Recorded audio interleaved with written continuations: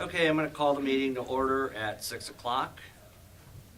And we'll do a roll call. And before we do roll call, just for the benefit of our YouTube channel, please speak loudly because you can't hear very well on the recording. So even though we're in the library, don't use your library voice. Okay, Scott? Here. Carolyn? Here. Brittany? Here. And I'm here. So we have enough people to move on. Approval of the agenda. Can I get a motion to approve the agenda? All motion. Second. Okay. Motion passes. Oh, sorry. All in favor? Aye. Any opposed? Okay, no opposed. Motion passes. All right, I'm a little rusty. Okay, we're going to start out with a student staff community recognition. Ann? Yes, so I would like to take this moment to recognize one of our team members within the school district. Tonight I would like to recognize our band and music teacher, Miss Charlotte Sanborn, for her outstanding work in revitalizing our music department. Charlotte's passion and dedication for music has significantly increased our student participation and the overall quality of our school band. She instills creativity into our students and creates numerous performance opportunities, such as the most recent Christmas City of the North Parade, fostering both musical excellence and student confidence. We are grateful for the talent and commitment Charlotte brings to the school district of Solon Springs.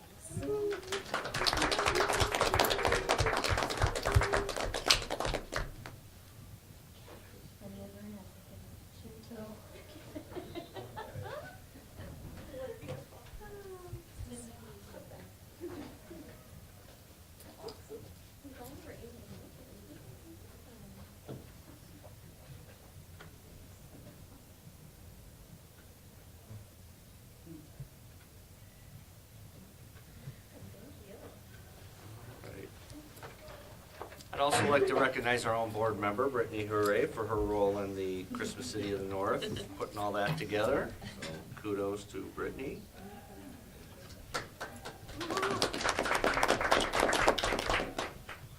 Okay, 30, 60, 90-day planning. Any highlights there you want to discuss? I think just taking a look at the month of December is going to go by very quickly. The big thing that we're really prepping for is next Tuesday, which is that snapshot. That's when TPI pulls a number of components of our data.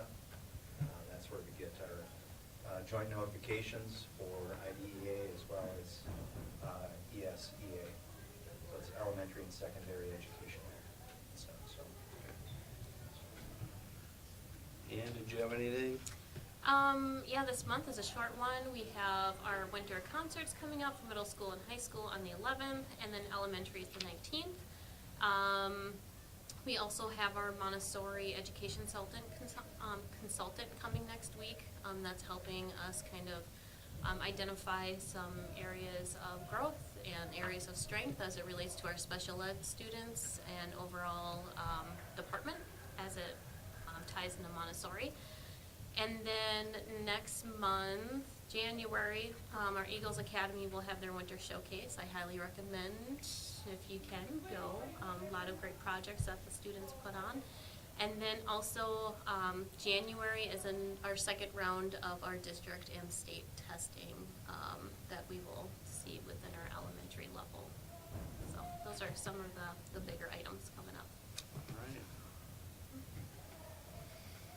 Next item, Wolf Ridge Learning Trip Consideration. Yes, I know last time you had asked for additional information about Wolf Ridge. Amanda Gatormson is also here and Shannon Dickinson to talk a little bit more about Wolf Ridge. I did provide a little bit of an informational sheet that we did hand out to our families and students this past month. And then if you had any particular questions, Amanda and Shannon are here to answer any you may have. Okay, maybe if you could just give an overview of what the program is and what the benefit is to, I asked Ann to put a link so you could see the 50-plus different lessons that they provide. And what happens is the teachers would pick the classes because we're there for 3 days. So we have like a certain number of classes each day. I don't know if you can project the classes or they can look at it. I put the link in the agenda so Okay. they're able to. So you can take a look, but all the classes, well, it says the curriculum aligns with state academic standards, Common Core, and next generation state standards. So everything that we do there has a purpose, and they've done this for many, many years, and they just know exactly how to, you know, get kids' attention and have them interact and have them like really feel like they're a part of the learning instead of just being lectured to. They're actually voyageurs, and one that I can think of is we all piled into a huge canoe, paddle. First we got into costume, and we were, you know, we had to fit the description of who we were supposed to be.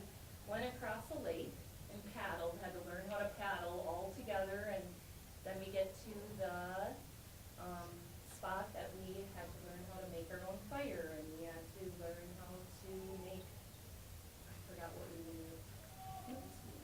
Yeah, we had to use flint and steel. But what did we eat? I can't remember. Something that we cooked over the fire. Learned how to make a tea. So it's just a really, really great experience for kids. I know the cost is a lot compared to other, you know, types of field trips that we do. It's $209 per person. We do fundraise all of it. We're planning to have our second fundraiser in February. It's going to be a pick-a-day calendar fundraiser, which when we calculated it, it's like over $400 if they fill the whole calendar. A lot of kids have already paid for it. Some choose to not fundraise and they do want to just pay for it, but most of them fundraise. So we either fundraise or the parents pay for it, but we've never had a problem with coming up with the money. I want to say this is our 4th year. The first year was the COVID year. Yeah, the first year was the year that I had initiated it, and so I had put it all together, and then it was COVID, so we could only go one day. And so they provided us with one of the activities that we had originally picked, or maybe a couple, I can't remember. We I were think just it there was for a the couple. whole day. So that was the only experience I've had with Yeah. Milk Ridge, but it's just a really powerful experience that also culminates with the Swift Camp, which is in the fall, because that is an outdoor camp too. And when I originally wanted the kids to have this experience, it was really for the 5th graders at that time, and I'm not sure because I was gone last year, but how it is now, but We it's moved it different to, grade. we moved it to 6th grade. We Um, didn't feel the maturity was there for 5th grade as a whole. Like every year, we just kind of thought it felt us a little uneasy taking them 2 hours away. So we thought 1 year of maturity really, we thought would help. But we haven't had problems. It's been a great experience. And my husband got to go with Alette when she was in it, and he, like I said, oh, they asked me to go this year because I could finally go after all this work that I did before to Yeah. get this started, and I was just really excited about it. And he's like, oh, I want to go too, and I was like, well, someone has to stay. okay. So your recommendation is to continue it? I think it's a great experience. I know the kids would be, and the families would be really disappointed to not go after they fundraised last year and for this year. So definitely, for sure, this year, I feel like we have to go, because these kids have already fundraised, so. It's just such a great learning experience, and not only that, it gives them a chance of, Like challenges like that they challenges, would because never when I do. went with Ernie's Swift Camp, there was some kids at that time in 5th grade that couldn't make it through the night, and they were so proud of themselves when they did make it through the night. So being away from their parents not only helps them become more challenges that at first they might look at each other and think, well, I'm not gonna do that, like a ropes course or a rock climbing wall. By the end of the night, everybody did it, including all the teachers. So it's just a really great experience. So Okay, great. my recommendation is that they go. Any other questions, concerns? Nope. All right, thank you. I think we'll have it on the agenda for our next regular board meeting. Okay. Eagle Fabrication and Manufacturing course. Whose is that? Okay. Can you come on up? Yeah. Well, Pick and I didn't favorites. want to set a precedent. Go up there, you're the one that- It is nice not having to twist. Okay, so I wrote a proposal to add a new class, second semester, and that's my myriad of names there because I can't pick a name for it yet. But basically a wood, metal, CNC, 3D printer, laser engraver, fabrication, like production class where kids are making products, marketing, advertising, selling products, and then they'd have to keep track, business-wise, spreadsheets and stuff, of like what supplies cost, what the time cost, what the profit was, and then the supplies would go back to the shop budget, or if we had a separate account, like for this fabrication production class, if we had our own account, that money would go back to the production account, but then students would keep tally on what they made throughout the class, and they would get paid for it. Is there anything that you would need for starting it up? Activity account, like a separate Right. activity account, yeah. Do I get the materials? Well, I think that the shop materials could be used first, and then like, as we're keeping a percentage of the sales, that money would get built back up. Great. Plus then we would be building money in the activity account to use for supplies too. Yeah, I saw something similar to this in the school board magazine, although they had tied it in with some industry that was close by. I don't know what school district it was, but do you anticipate anything like tying it into something, a local business, or this is all just strictly in-house? So like, the first thing that came to mind was like advertising and trying to sell things, probably at the Mercantile. You know, that's a local business, and like if they made these products, they could go and pitch it to the Mercantile and maybe sell them there at the Mercantile too. Okay. Yeah, I know, so Northwood has this class, and I taught it last year, it's Evergreen Enterprise. That's why I don't wanna necessarily do Eagle Enterprise, cause it's kinda stealing it from them, but, it was I pretty always tell cool. you, so. And we did, some kids had a connection with Sportsman's Headquarters, and we were making these fishing rod racks, and then they like kept providing them to Sportsman's Headquarters, and then they kept selling them, you know, so that was kind of a connection there. Yeah. But the kids initiated that and saw it through, so. But yeah. the shop and the rest of the tech ed, I mean, you think you have enough equipment or whatever to kind of pull this off, or? Yeah. Yeah. Yep, and so another side of it too, that as it becomes popular, or gets known better, is like orders. You know, if someone in the community wants to order something, Yeah. I would put them in contact with some of those kids, and they would get like something custom made or made to order, instead of just making coasters and then pitching and selling these coasters, you know? Yeah. Like half of it last year at Northwood, because it was pretty well established, was people like calling the school to talk to the Evergreen Enterprise class and order signs or order, you know, cutting boards or whatever. Right, right. Yeah. And then the proceeds just go back to, from any sales, go back into the activity fund, is it? A portion of it did, but then, so this is one thing I would do differently this year, is that it wasn't kept track of very well last year, but kids got paid for what they made and sold. Okay, The supply money, and then like a little portion goes back to the shop, yeah, but then a good chunk of it is like the profit that the kids made and they got paid for it. yeah. So there's some entrepreneurship kind of tied in Yeah. as well. Yep. Right. I know Superior has a similar thing too, and like on their open house nights and things like that, like that's another opportunity that they showcase some of that and sell some of those pieces? Yeah, at conferences last year, the class, you know, a couple of them set up a table and had a bunch of stuff for sale. And, yeah. Is this something that a student does on their own, or do they work as a group? They could do either. You know, if they want to partner up to make something, or if they want to do and make and sell stuff on their own, they can, you know. Maybe one of them would be a little bit more business-minded and the other one would be a good welder, so they'd work together. Yeah, kind of be up to the kids. And you have a good space in your day? Yeah, and it would take place of one of the current classes, but yes.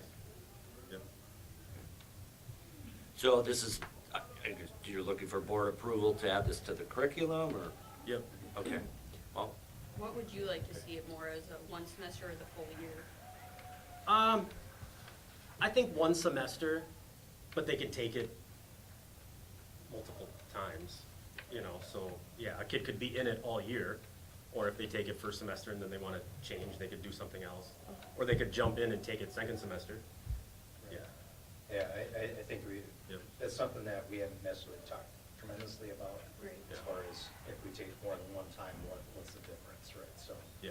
that's stuff that we would have to figure out. I think it'd be similar to like the woodworking class. Mhm. You know, there's not really woods 1, woods 2, woods 3, it's just woodworking. If you take it for a second time, you're gonna be making more intricate stuff. Right. Yeah. all right, great. Any other questions, concerns? Okay. I think we can probably put this on the agenda for next regular board meeting and consider approval. All right, good. Thanks.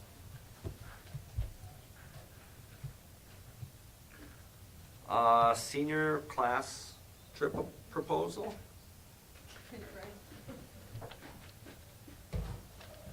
Okay, hi guys. So I'm just a class president, so I have put on your desk the detailed itinerary, the overall financing things, and then the list of who's all coming. I'm just gonna go over the itinerary briefly, not as detailed as it actually is. But we are hoping to go to Wisconsin Dells for 3 nights and 4 days is the plan. And March 17th through 20th is the dates, and I realized later I didn't list that as clearly, but they are listed like day 1 says March 17th. But so the first day we were hoping to leave earlier, 8:30ish, and take the school vans. 2 of them, if that's possible, obviously we'll work that out later. But then that day's more relaxed, so we're just gonna be traveling. We plan to stop at Walmart for personal foods that kids can buy throughout the day. If they want snacks or if they want this for their room, then that's on them. And so then we have some things in between to fill in because we can't check in until 4.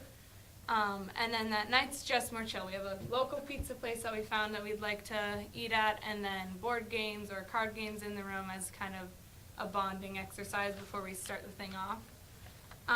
And then day 2 is more like water park things, but we're hoping if the weather is good, we can go. There's these really cool sandstones, and they have guided tours and stuff, but all of them said it's still kind of cold because where we're going is March, and sometimes there's snow, sometimes there's not, and they all just said weather permitting will be open, so we would look into that closer.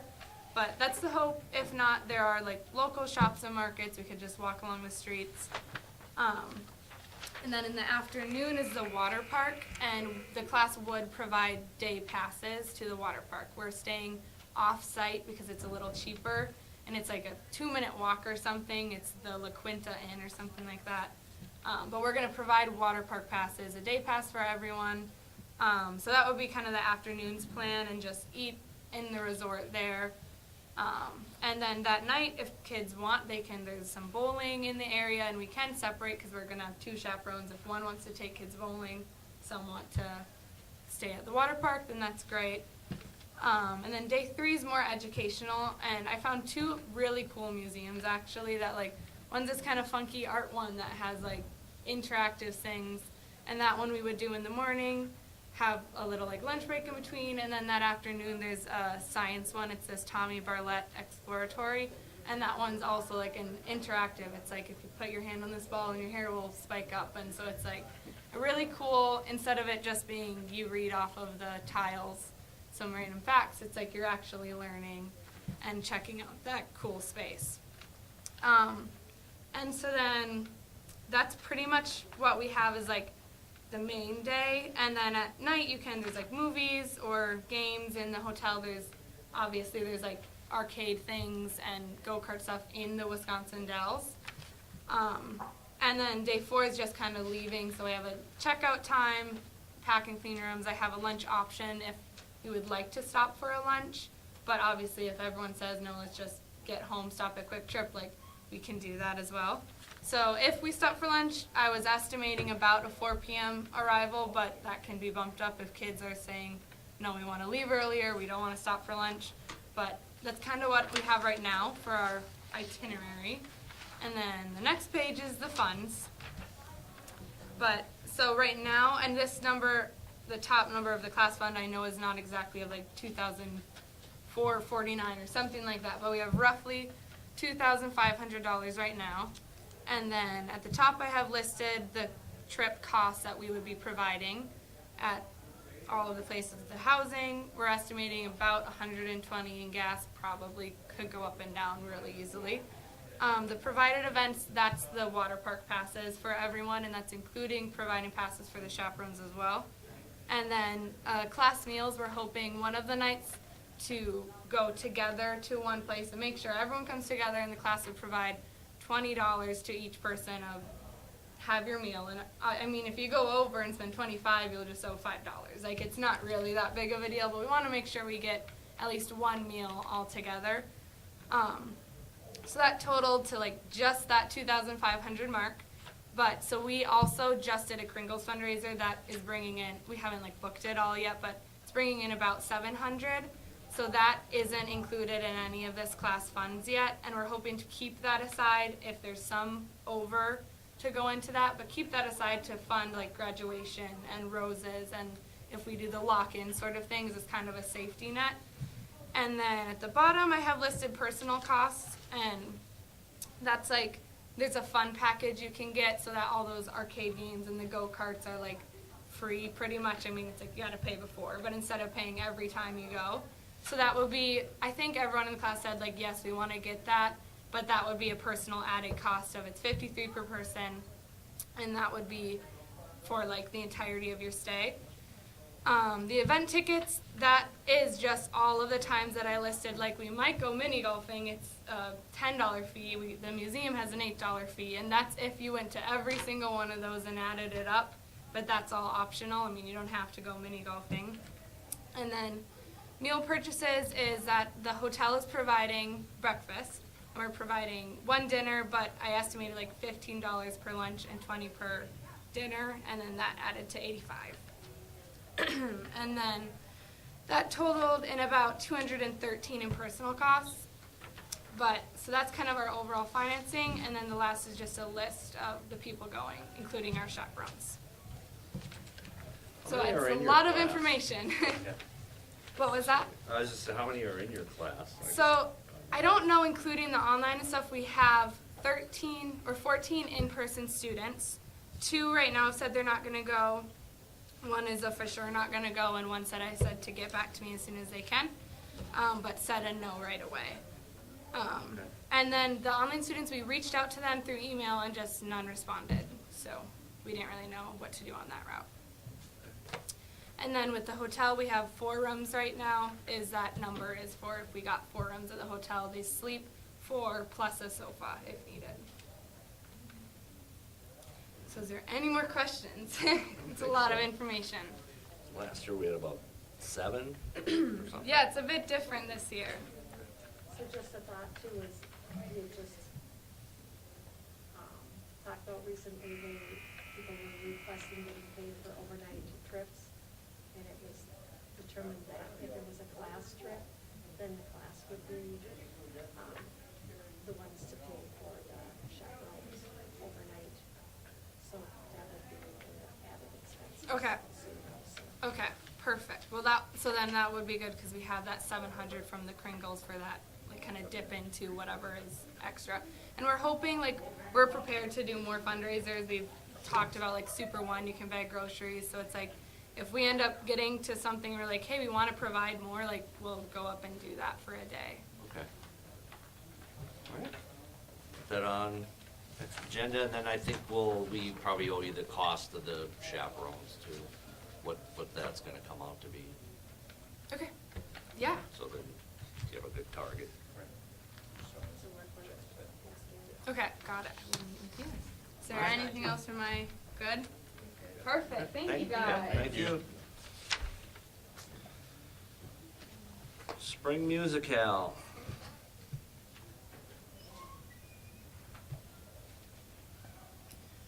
Hello, Hi. I'm Karen Fuller. I'm new here this year. I'm the K-12 vocal music teacher. I'm getting my voice back. And it is my wish to propose a spring musical for grades 6 through 8. That is the bulk of the students that I work with the most, and they have an extreme amount of excitement and would like to participate in a musical. So when I decided to bring up some different titles, I of course hit the heavy metal and let's do some with the electric guitars, trying to speak to a few of them. We ended up really wanting to do SpongeBob. So I had to look into it to make sure that it was a musical that's reputable. It was a winner in 2017 on Broadway, so it's a little bit older. I would like to do the youth version, not the 2-hour version. I just think that would be quite a lot of SpongeBob.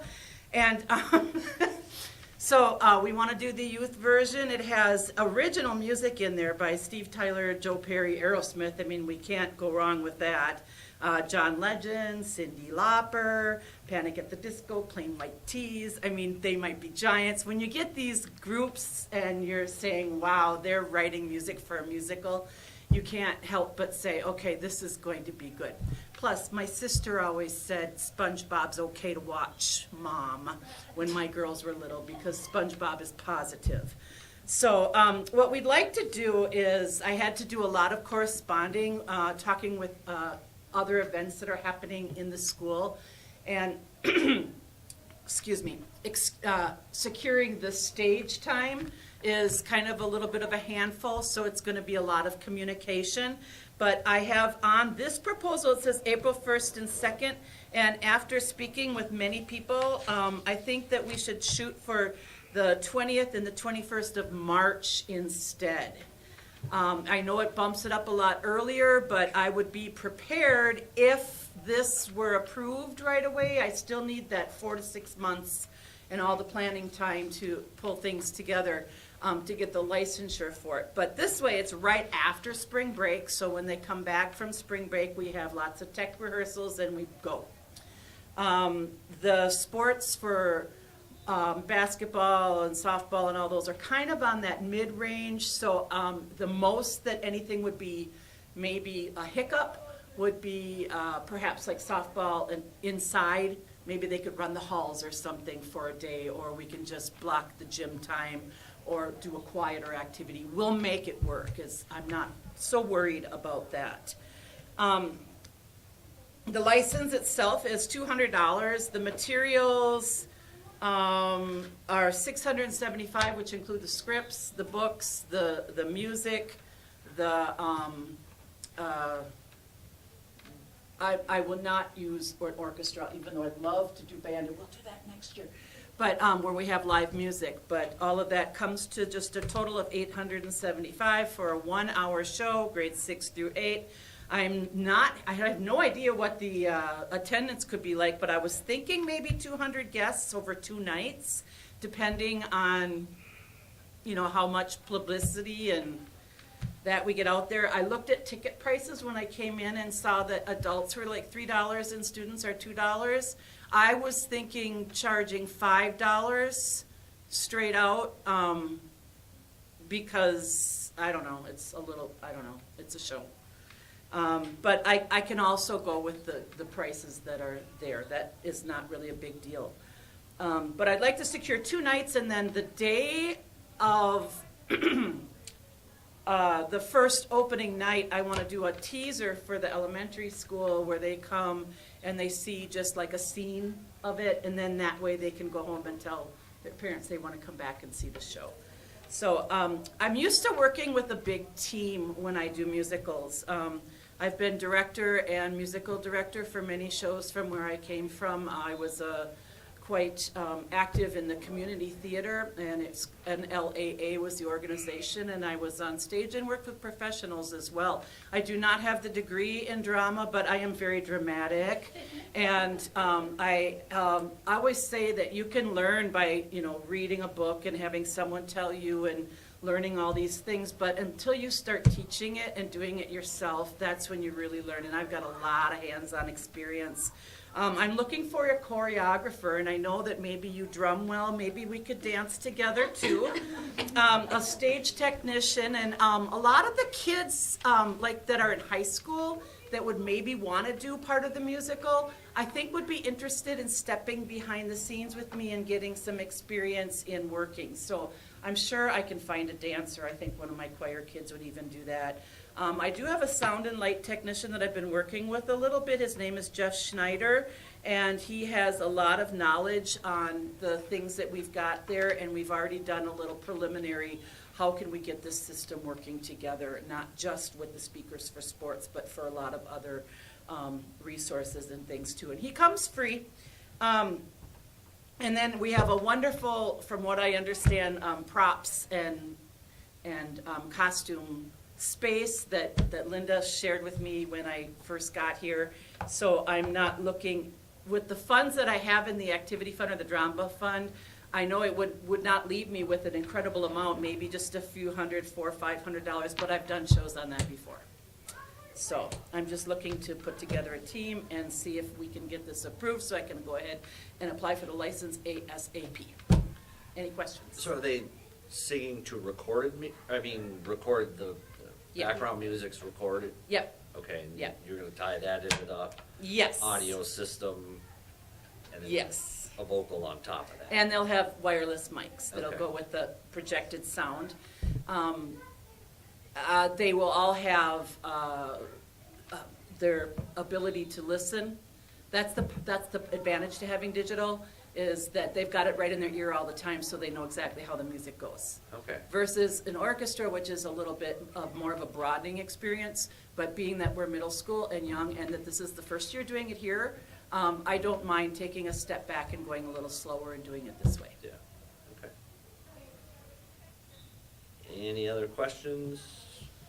Is approval by the next scheduled board meeting, will that help? Or you wanted to do it tonight? I would like to have approval for me to apply for the license. It does not mean that I am tied into it. It just means that if there's a chance that something is coming up in the local area and the show's booked somewhere else, I can't get that date. So the urgency is that I get in there and secure a date. Once I've applied for the license, if something comes up or we need to change it, I can do it. But until that, I gotta get in there. Okay, So I'll entertain a motion to approve the proposal to have a musical.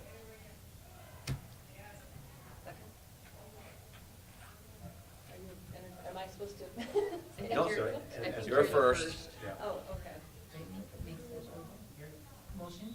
So I'll make. Brittany's motioning. Okay. I'll second the motion. Okay. All those in favor? Aye. Aye. Any opposed? Any other discussion? Okay, motion passes.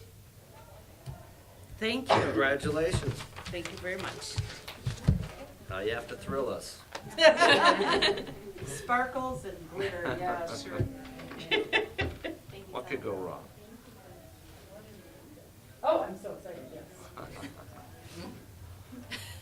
Okay, next item on the agenda is the Achievement Gap Reduction Grant Goals. Yeah, so this is just kind of giving you awareness of the goals that are currently in place. The Achievement Gap Reduction Program is geared towards K through 3, or grades K through 3. And that's just focusing on, again, narrowing those achievement gaps in ELA and math. And so, again, this is just more informational of where the students currently assessed earlier this year and the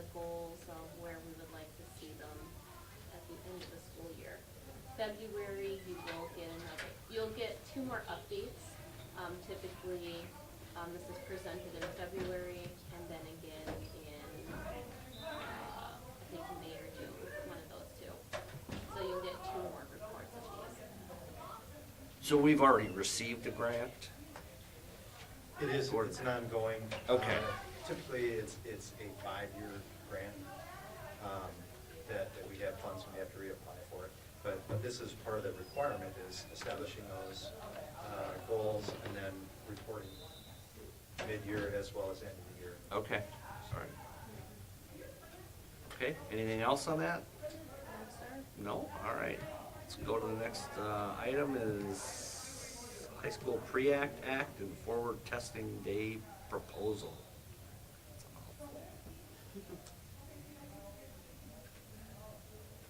So I assume that's high school. It is. HS. it is. Okay. So with this, I think we have to do some figuring here because when we originally put this together, we were anticipating that the senior class trip would be the following week. And they would be out of the building, and then we would be able to conduct both our ACT testing with our juniors, and then pre-ACT secure with our 9th and 10th grade. When we talk about the forward, 10th grade also has to do with the social studies test for the forward. So this was the recommendation that we were looking at. However, I think we have to go back to the drawing board a little bit on this. Well, and I'm wondering, because the senior class was given the following week's dates. Yeah. So I'm curious if there was a mix-up with Right. their proposed dates for their senior trip. Yeah. So, anyway, so just so you're aware, that's what we were trying to do is kind of put this all together, so that way we can conduct the testing in the high school, middle school. We were looking at having the middle school students not present because we tried that last year and it didn't work out so great. So because they share the same hallway as high school, so that's what we're looking at is trying to get as much done as we can. You know, when we have both the senior class out as well as having middle school out. So we'll come back with some more clarity on those dates with the senior trip. Is it all day? We would look at it all day, yes. The ACT takes a bit of time. I know the pre-ACT secure is shorter, that can be done in the morning. And then looking at having the forward for the sophomores in the afternoon. And then we just have to have activities for the freshmen versus freshmen in middle school, so. Would And- it work to like find a different, like if the community center or something, where we could do the testing there? Unfortunately, you can't. No, it has to be. It has to be through our server, so. Okay. We explored that option a couple of years ago. Said, no, you can't do that, so. yeah. What room do they take the ACT in? We would have specific rooms designated and make sure that specific teachers and staff are trained to proctor those, so. Okay. They need absolute silence. Well, I mean, It's beneficial. less, Yeah. less is more. Okay, absolutely, so. all right. So. Can't imagine our middle schoolers are very. I'll put them all in the shop. I'll be requesting some assistance from the board members. if we do that, so. Okay. All right, anything else on that for now? No, that is truly it. So looking at, once again, that, the 26th, which is that Thursday. Okay. So, once again, we'll talk with the senior class and make sure that things coincide, so. Okay, great.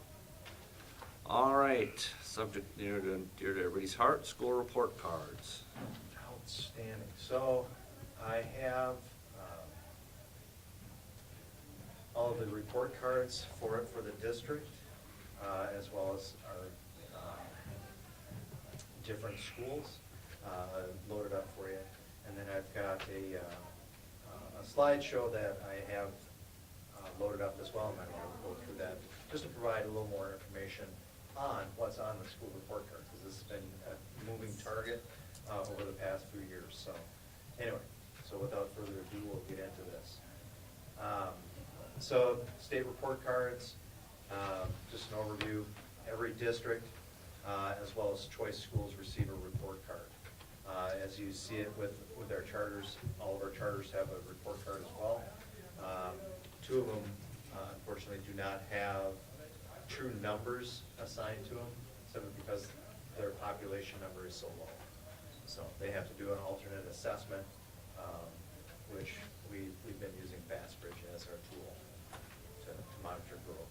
Okay, and when will that, is that a report that's being put together as well, the alternate? Yeah, it is a requirement for those charters to submit the goals and the progress at the beginning of the school year. So. Okay. So it contains the following information. So we have the overall score and rating, you know, the school information, demographics, the priority areas where we get some of our grading. And then they've added a few different components to this most recent version of the report card. We'll get into some of that stuff here. I know some of the new stuff, that's what we have on for the report card. So it's updates to achievement-based scoring. The test participation flags on the front page. So what did we have for test participation? I think our count was pretty decent as far as participation is concerned, because it is, I don't necessarily want to say it, but they have to say it, that participation is not necessarily mandatory. Parents can opt students out from taking the test, but then that comes around and hits us with, you know, a reflection on a report card too. So trying to encourage, you know, all students. So parents are aware that, I mean, they should be told that you can opt out, but it Yes. also kind of dings the district as a whole. That's correct, and that's why I want to make sure that, you know, everyone's aware of it, so. Okay. All right. New statutorily required non-scoring reporting data. So to go along with Act 20, that third grade reading, so information on third grade reading, where that sits. Certain state and local law violations. This was kind of an interesting one. And it was put into law in 2023, this Act 12 created this law, and it says that it requires reporting only for violations in the following 8 categories: homicide, sexual assault, burglary, robbery, or theft, battery, substantial battery, or aggravated battery, and then arson, use or possession of alcohol and a controlled substance, and then possession of a firearm. And then the last one, violation of municipal ordinance related to disorderly conduct. And it's all incidents that have occurred in the district in some fashion. So it's On the school reported card. but not scored. It doesn't affect That's correct. the report card. Yeah. Okay. So when you get to the end of the district report card, you see that information there. That's what it is. I mean, it's incidences that have occurred on district property during specified times. So, all right. So it's just kind of an interesting thing there. And then updated rating category score ranges. I know this was a big to-do in the state, making sure that the report cards accurately reflected student performance and district performance. Because some people felt that that the DPI had changed their scoring a few years back, that inadvertently inflated how some districts were rated or scored. So they definitely went through with both DPI as well as legislature committee to form what we have here. So. Okay. The other criticism I heard was that they were lowering the standards. Is that? Lowering the standards, which Yeah. inadvertently falsely inflated scores. So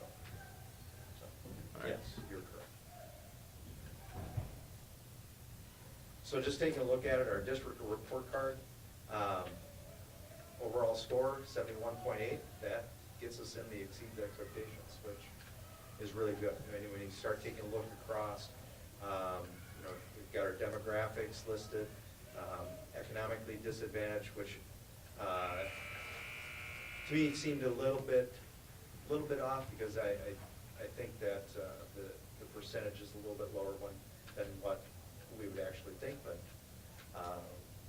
DPI pulls all that information in, and that's what we have. And then with the priority areas in the lower right, that's the percentage of each area that goes into our final score.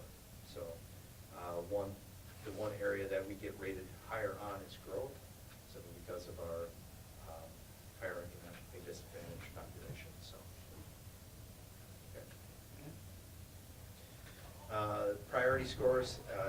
This gets into the comparison between how the district does versus state average. When we take a look at the achievement, we've got some work to do. I would say with our growth, which you see on the upper right, well above the state average, which is great, but eventually that growth has to translate into achievement. We can't just rely on growth all the time. We have to start turning that into achievement. And I think the steps that we were taking with our PLC models and that collaboration, I think this is going to impact it in a very positive direction. Target group, since with our demographics, it's mostly white Caucasian. There isn't a large enough population for the target group other than students that perform at the 25th percentile below. So that's what they were looking at, is what was their overall achievement, what was their growth, absenteeism, and attendance. That all plays into the scoring for our target groups. On track to graduate. Got a couple things that we're trying to deal with, and I think one thing with the graduation piece we've been trying to work on heavily is how things are reported in Skyward that transitions to what you see on the report card. Because I would say that our graduation rate is higher than that. And I know that Lynn and I have been working very diligently to get things to report accurately. So that specific score, that is not a percentage, or it is? It's a score, it's not a percentage Right. of our population. So I mean, how does that translate? Are we graduating 13 out of a possible 15? Or? Right. It varies on the number of students, but it gets into not just graduation from here, but also graduation from HSED program or dropout or whatnot. So it all gets kind of played into this, and that was one thing that we're seeing when we were talking about the snapshot on December 9th. That's where a lot of that information comes in, is like the attendance and the graduation information, and how that plays into our report cards. So, if that makes sense. Yeah, I mean, that's the only score that kind of struck me where we seem way off Right. on the state average of 91.8. Right, and that's where I was saying, with the joint federal notification for IDEA, that's a report and a score that we receive every year as well. And we were a district that were identified to need improvement for students with disabilities. And one of the things on there is on track to graduate and graduation rate. And digging into Skyward, there were students that were coded, that were not coded correctly. So it was giving a false report. That's where I'm saying, I question, the validity of that. That's basically them pulling from us. So somehow we're getting things inputted that is not accurate. And there are some interesting nuances as far as what you plug in, the dates that they leave, if they've changed from one program to another. So Is there any sort of grace period to correct what may be misreported, or once they issue the report card, that's That's pretty it. much it? That's Okay. it, so. Yeah, the chance to change that is long gone. Fortunately, with the joint federal notification information, it's, the graduation rate is 2 years back, so we have that opportunity to submit what they call a data errata letter saying, this is the true information, so they can do corrections, so. That's a process, so. All right.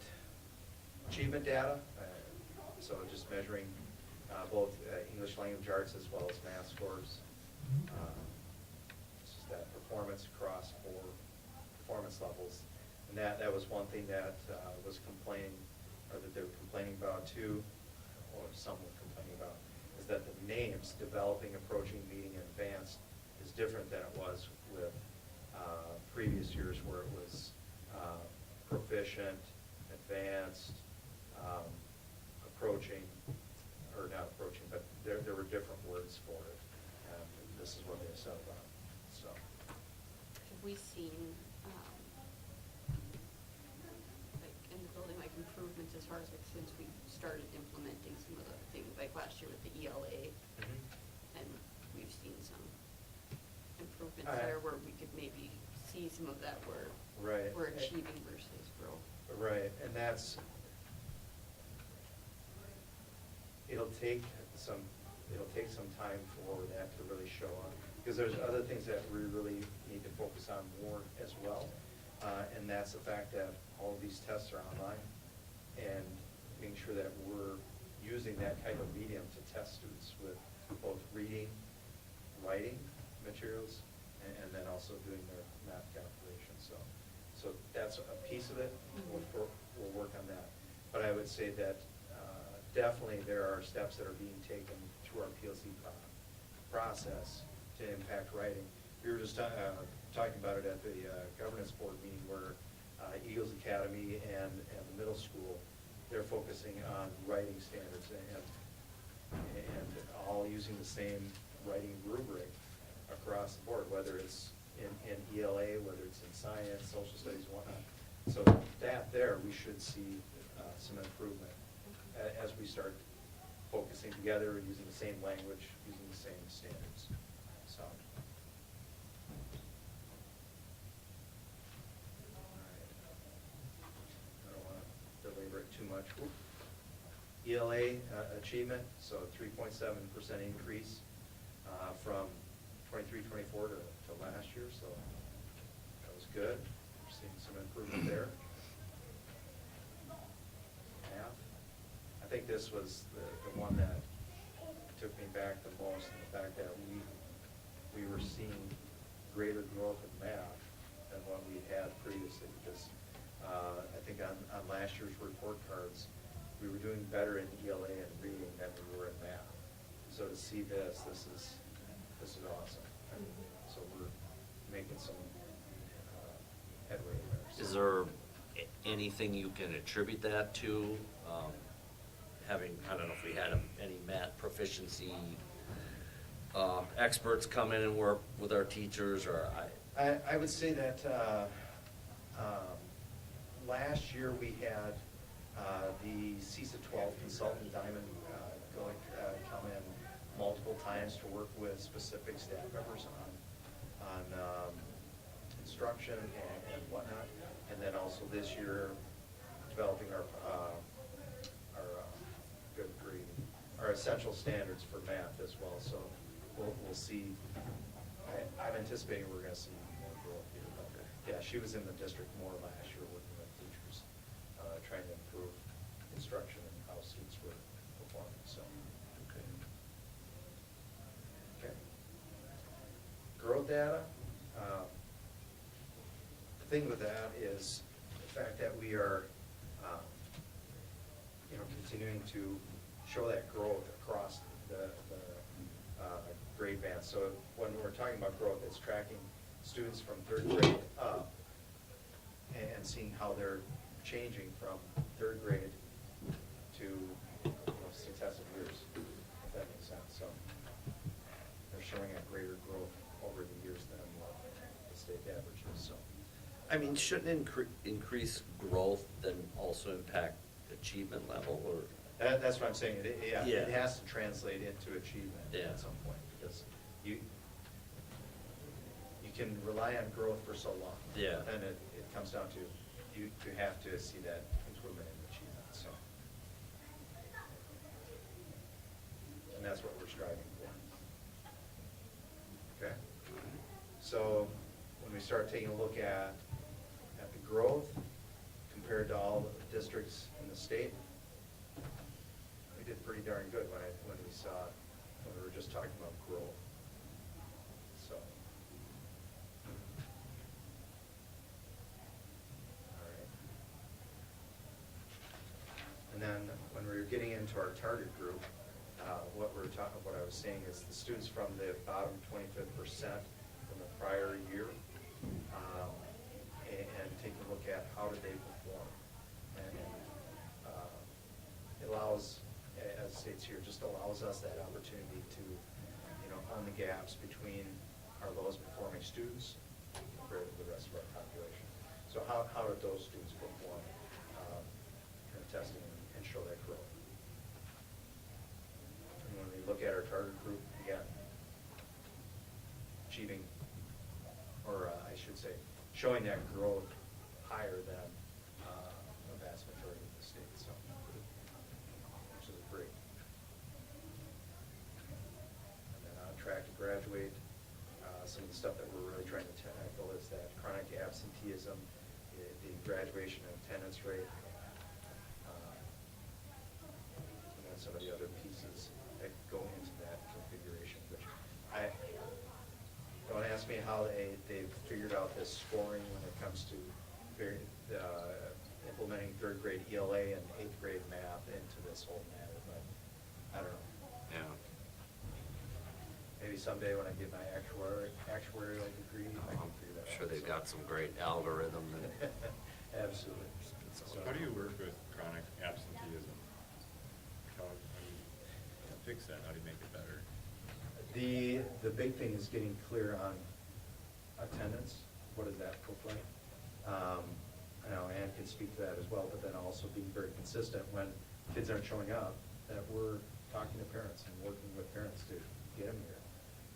That's the big thing, so. I don't know if you want to add anything else to that, so. Yeah, just that consistency piece.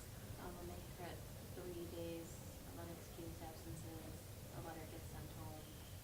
When it continues, I then set up a parent meeting or contact parents to kind of work with them, understand what's going on. Typically, things improve, but I've also seen where unexcused absences continue, and then we go to the next step of truancy citation or referring them to human services, depending on the age of the child. Have we had to do any truancy referrals this year? Not yet. Okay. Once, All right. yeah. There's a, But you know who, yeah. yeah, The- weekly, I check weekly, Yeah. attendance and. Are you generally getting positive feedback from parents, or,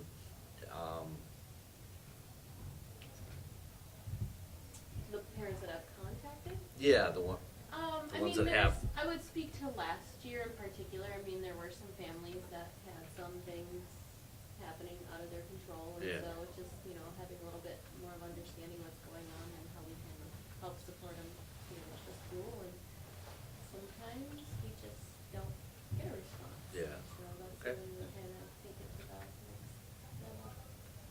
Yeah. I know that Ann's done a lot of work with clearing up the different codes in Skyward for attendance. Because there was, there was a lot, and some of it, people didn't know what it meant, but they were putting that down as a code, and like, I'm out, we have to figure this out. So I think getting very clear and limiting the number of codes that could be used for attendance, it makes it easier to track and makes it easier to action. who's inputting the codes? So That's usually done with with the administration in some fashion. So, Okay. That, the only one that really has access for change of code, what's that? Yeah, so, Okay. so there were just a number of things in there that we just weren't sure what that meant. I know there were some things with COVID that were in there that, once that was no longer recognized, we moved that as well, so. Okay. And based on, from our data, this is where it's putting us compared to the state, which we know that we have to continue to get things cleaned up, so. Well, I mean, is that historically been a problem in this district? Man, we'd have to really look back. Yeah, Yeah. I'm not sure about this Yes. district, but I would say it's pretty common in all districts. Yeah. It's becoming a bigger deal to handle, so. I know in my travels, I had a kindergarten student that I had to go through the process with. Yeah. So, I mean, it's not exclusive here, so. And this typically would be for students that attend school here. I mean, they're not virtual, or, I don't even know how we But track. They still have to check in. Is there some way of tracking? Right. With our virtual, it is truly their progress within the classes. Okay. That's a big thing that we track with Yeah. this. See if they're progressing, if they're logging in. If they're doing neither of those, that's where we start to get into more Okay. issues, so. Okay. So on track to graduate, just strategies to improve, so linked teaming, data analysis for the district, so that's one thing that we've really stepped up, is analyzing our data, understanding what it means, and taking action towards it. The communication plan, I've shared that before, just how we're communicating with families and parents and getting information out. And then also, our essential standards and coaching our staff on how to leverage different techniques and programs to increase our capacity to provide good instruction, so. Okay. So, looking at unscored data, under the statute, report cards are required to include data on the percentage of pupils reading at grade level by end of third grade. And then also meeting in advanced performance levels based on forward reading. And that's our percentage compared to the state, which, that's good, that we're outperforming the state average when it comes to that. So the state average is half the kids are in third grade are reading at third grade level, and half are not. That's correct. Wow. So,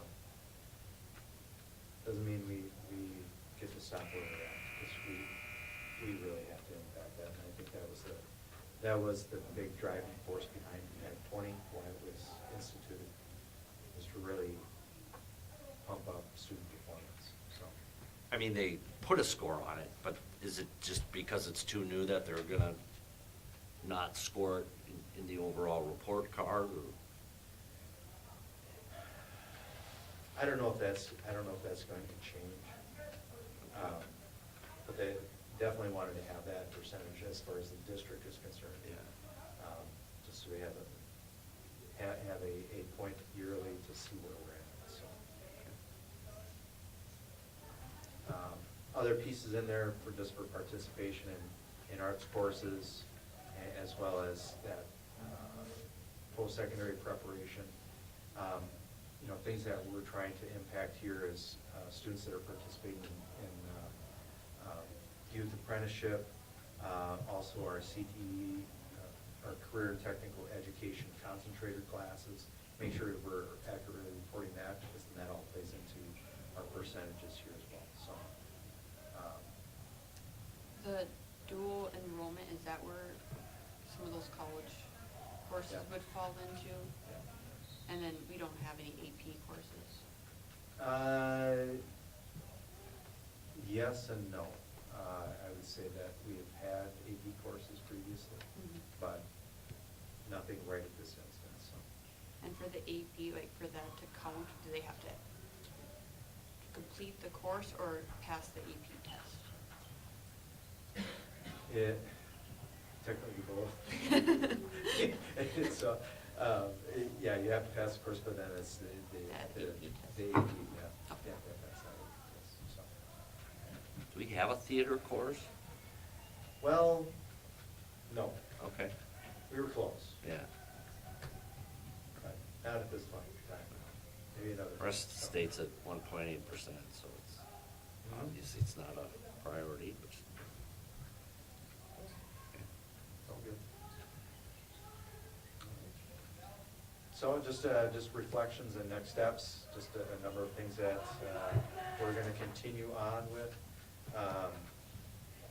You know, we have monthly meetings with leadership as well as our CISA colleagues that are assisting the district, constantly revolving around data and how we can help improve student learning.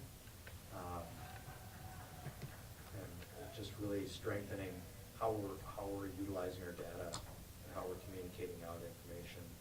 And then finally, that being very clear on what we're teaching, what the standards are, making sure that everyone's working towards the same goals.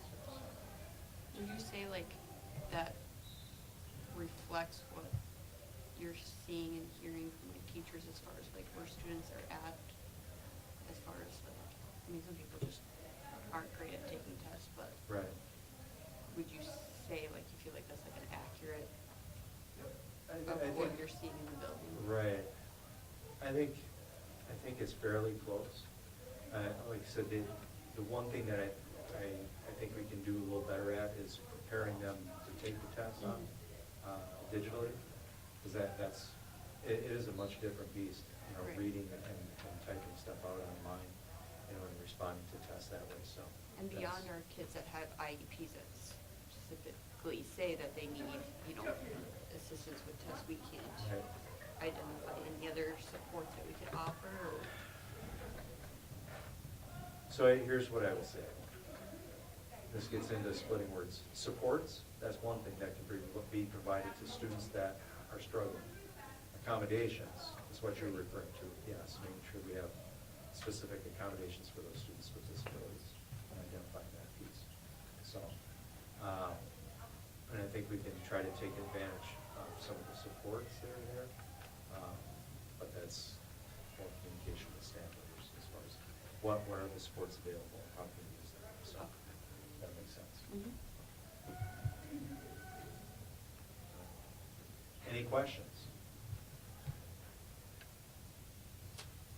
I don't have. When the Eagles Academy does theirs, they have to use a different thing? They do, yeah. Is it using the same standards? I would say the tools that we're using, we use our Fastbridge test to set goals, very much like our AGR program. We're setting the goals at the beginning of this school year and then seeing if we're achieving them or whatnot. And that's how we're doing that ultimate assessment piece. So. Anything else? Okay, let's move on. Can I take a second just to say? Oh, sure. It's an awesome job. Exceed standards on Yeah. everyone, so. I saw the Superior Telegram had put out I Yeah. don't know, like a brief thing with all the area schools, and Yeah. it was nice to see where we were landing. Yeah, yeah, I saw that too, there a couple weeks ago, so. Yeah. Absolutely. Good. All right. Okay, waste services agreement consideration. Two proposals there. One's I guess a renewal proposal and one is new. That is correct. Just seeing our bills go up with waste management, reached out to, or Mark reached out to Republic, and got the quote from them as well, which is a little bit of a difference there, so. So Republic's 145 a month, correct? It is, Waste management was so, yeah, estimated. 575.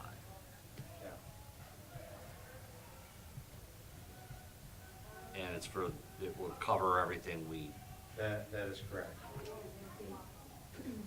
Recycling is a separate.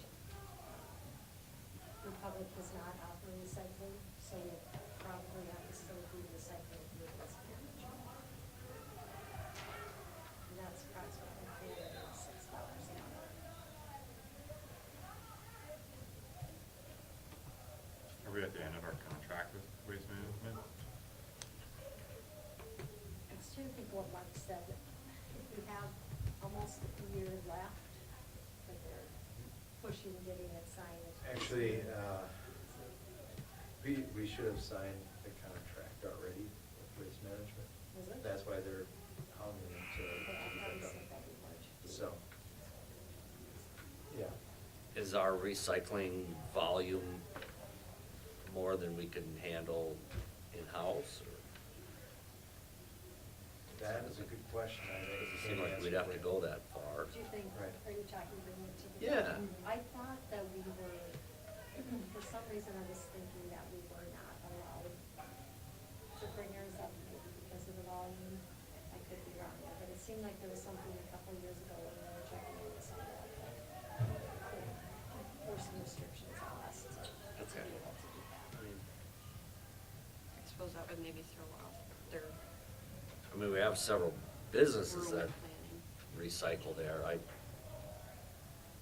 So I just don't that's- have no, I have no Right. idea what our volume is. How about if we get that information for Yeah. the next time?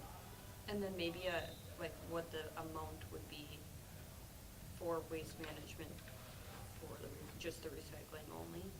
Right. Cause that might be higher if we're not doing both with them. Yeah. That's what I thought. You really gotta. Did dot they your do that Ts monthly, recycling? And cross your eyes with the termination. Yeah. You have to follow their written Specific notice. process. 2 weeks? No, I know, I agree. That's another thing, trying to get that up to That's- our down. We went Yeah. through that with our rugs. Got it, yeah. A little trickier too. With your what? Good rug service Oh. through. Thought you said rugs and I was like.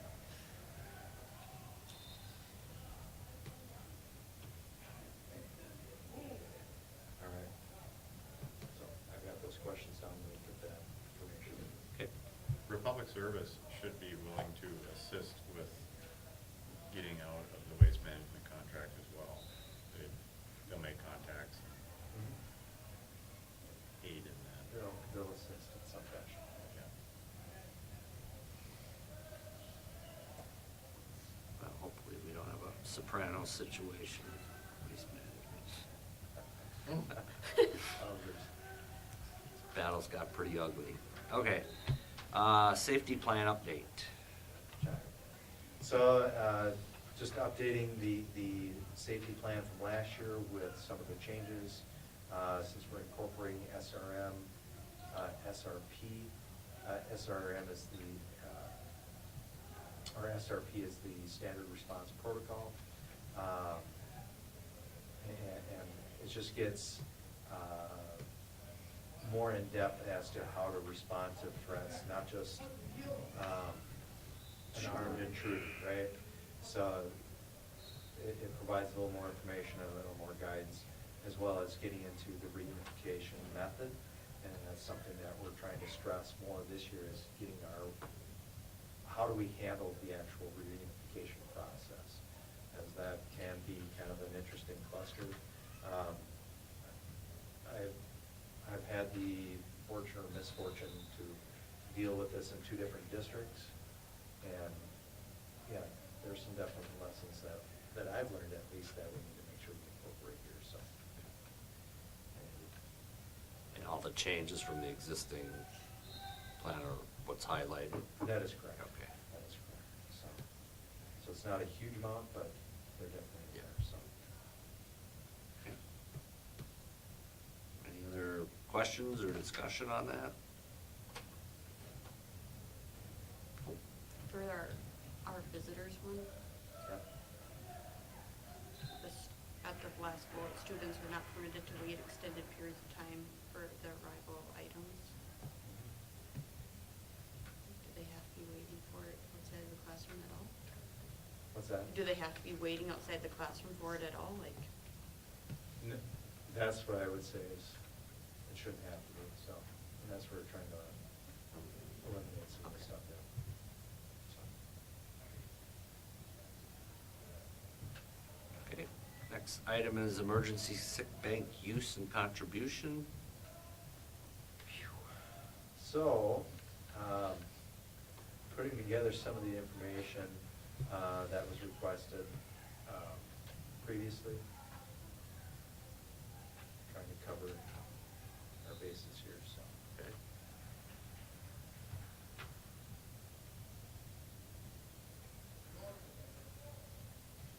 One thing I did look at today, that the wording, we should clarify a little bit more on the maternity leave is covered under FMLA and may not be considered unless extenuating circumstances arising out of pregnancy, including maternity, sick leave, personal vacation. In the past, we kind of had that maternity leave is not covered at all unless a major occurrence happened. Not, to me, this is saying more that it would be because they ran out of available time, not because a circumstance came up. Yeah, I mean, we can take a look at it, some of the other ones I've looked at from other places said, yeah, maternity leave wasn't covered in it, but there was another one that had something similar in language to what we have here too, so.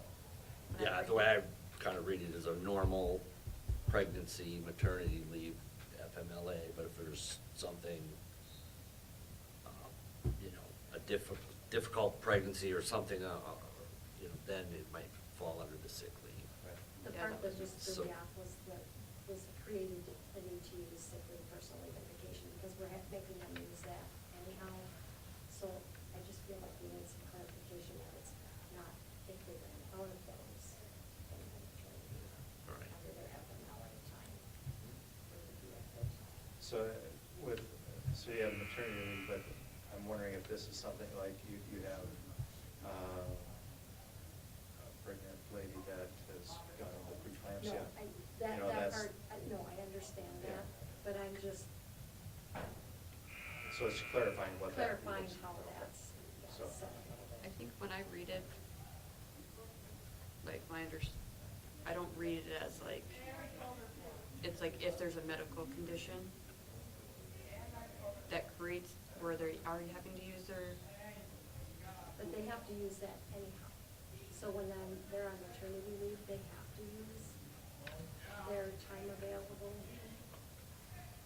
oh, I see what you're saying. So if they're already having to use that, and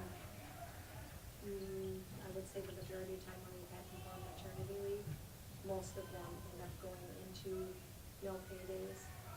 So can we just like nix the second half of like extenuating circumstances, Yeah, unless extenuated. period? Yeah, not exclude the part that says arising out of the pregnancy, needing to use sick leave, personal leave, and vacation. Because, yeah, you're gonna use that anyhow, and most of them don't have it. Yep. Yeah. So, That makes which is sense. just fine. I mean, that was part of the original language, so I mean, we can certainly cut that out.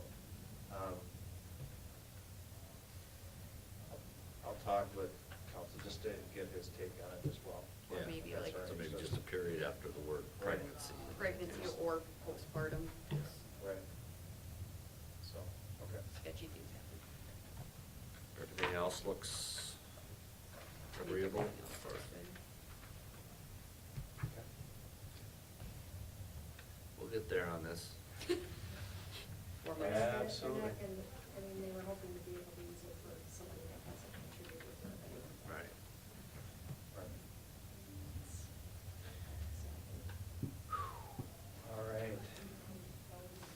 Next item is the policy technical corrections.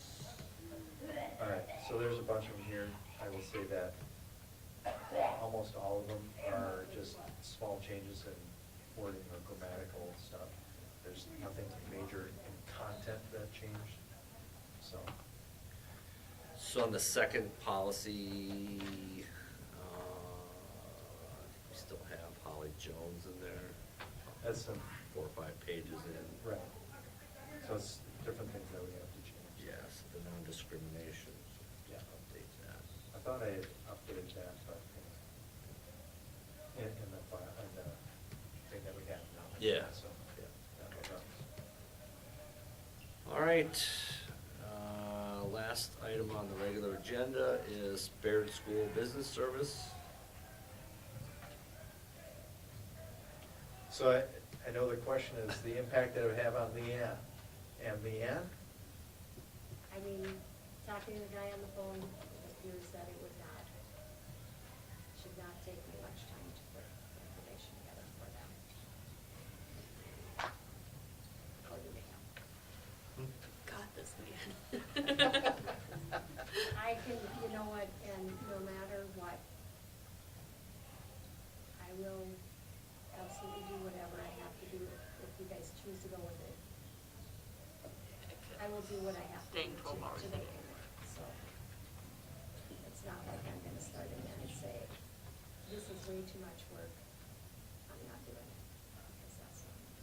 We know you will do it, it's just how many hours It- extra will you be Yeah, and staying he to do makes it? it sound like maybe an hour, so For the whole, to download the information. Yeah, and I think the thing that is kind of reassuring is the fact that he's done the role, so he knows how to navigate and disguise and do this, so. What I really wish is that I could see, I mean, when I was looking at their website, I couldn't see like an example of what it looked like. It's like, so is it something we could put together ourselves? That's why they don't show you. And you could pay me $5,000 instead? Or, but I know there's, people have said, I asked at my last finance meeting, a lot of people say it's really cool, you can mess around and change a lot of things and get some projections. what But do it others sounds- say? It sounds like it ends up being an Excel spreadsheet. They say that they like it. But to me, when you have a school like Superior and Maple, that have a lot more financial volume than we have, how is the difference made between they're putting out $5,000 and not putting out $5,000? But if you try it once and you don't like it, you don't have to do it again. I could see the benefit in the timing for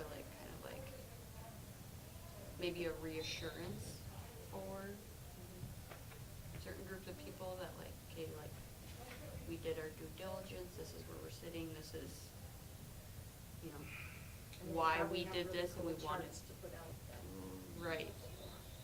And especially kind of our timing with looking at stuff for the building. If we did it New Year, we would get new tax data for it.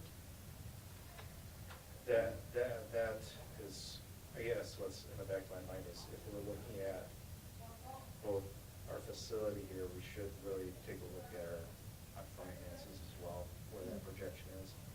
You don't have to go far down the road to find an example of a school district that has experienced this, where they did a capital that passed, and then coming back with an operational 2 to 3 years later, and it's not going well for them. So, simply because I don't know if they really did the due diligence to figure that out, so. So what level are you looking at? To me, it's really looking at getting the financial projection. I think the analytics is a nice to have, but I don't think it's necessary. Me having something that we can plug around with the numbers and see what some of the impacts could be with us would make sense. So the forecast model? Are we getting, like, I know when he presented it, like with the, looking at what our upcoming like what our 3 in area, 2, 3, 4-year-olds are we getting that now, or is that one of the bonuses if they pull all that? I think that's one of the bonuses to it. Because I will tell you that I haven't figured out how to project it, otherwise I would be sitting pretty low. I mean, you have to, I believe, Linda does the census count, but I believe that that's the type of numbers that we also have to include in the census count. Yeah. Is that not correct? Like the children that are not in school yet, the census count, don't we have to include that? It is for you, okay. I thought it used to be that. Yeah, it's- I'm also curious if they can see trends, like, well, this person has a school age that doesn't go to school and they have more coming up, do they like take Yeah. that person out of the account, or? But that's just curious mind, and does it really matter?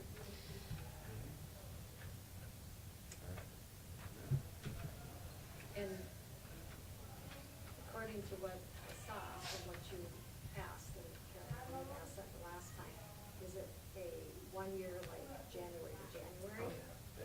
And it appears that it is October to October. So, Up until, November 1st, so. so the the longer we wait to use it, I guess, then we only are getting it for 10 months or whatever. And they don't prorate the, We did not say anything about prorating, which is unfortunate. But, so if we said yes today, we miss out on like a month of it. Essentially, yeah. and how long it takes you. But my understanding was like those workshop days, if you went to one of those, a lot of it happened on that workshop day where they have people that are helping you. And Eau Claire is in 2 days. Yeah.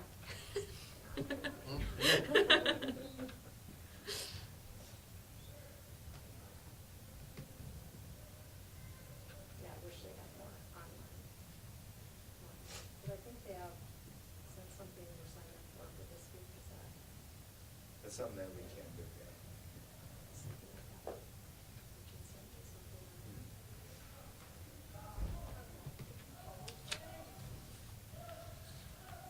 Okay, are we putting this on for regular school board meeting? Certainly can. Okay, let's do that. Are we gonna vote on it then? Yeah, regular meeting. Do we need to go into closed session? We do not. There is nothing for closed session. Okay, I'll make a motion. I'll second. To end the meeting. to adjourn? At 7:29 PM. How come I'm always the one in motion to adjourn? Because you are eager. It's always a boy that does that.